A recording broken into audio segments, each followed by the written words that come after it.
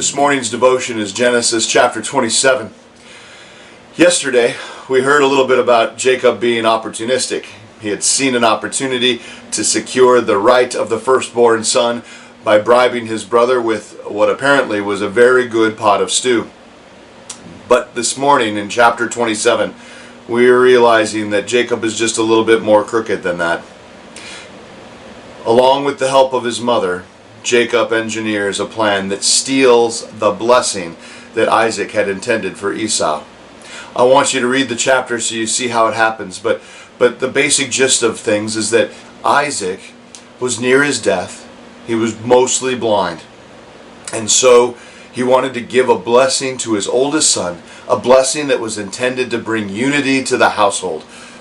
But instead, guided by Rebekah, Jacob engineers a way to be able to steal that blessing. At verse 33, we realize, or when Isaac realizes what had happened, it says that he started to tremble uncontrollably, and then he declares that the blessing he had given must stand.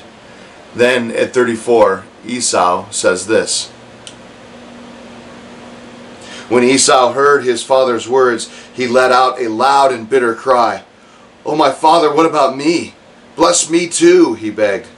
But Isaac said, "Your brother was here, and he tricked me. He has taken away your blessing."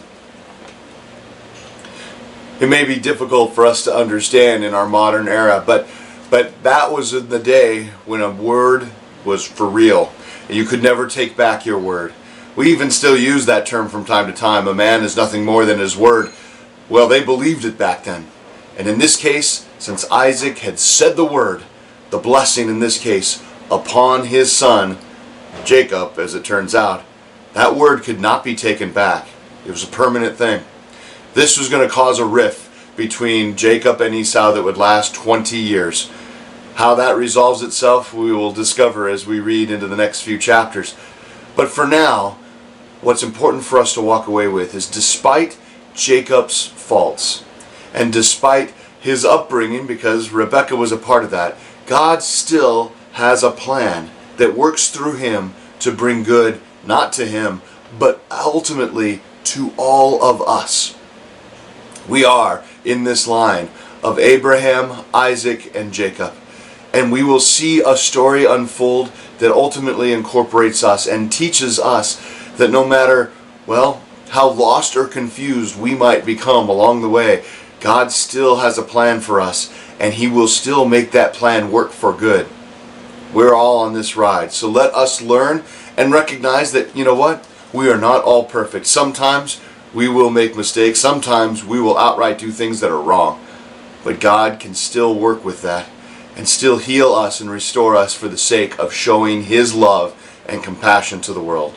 So let that be our goal today, that we recognize that in our brokenness, God is still in charge. Have a great day, everyone.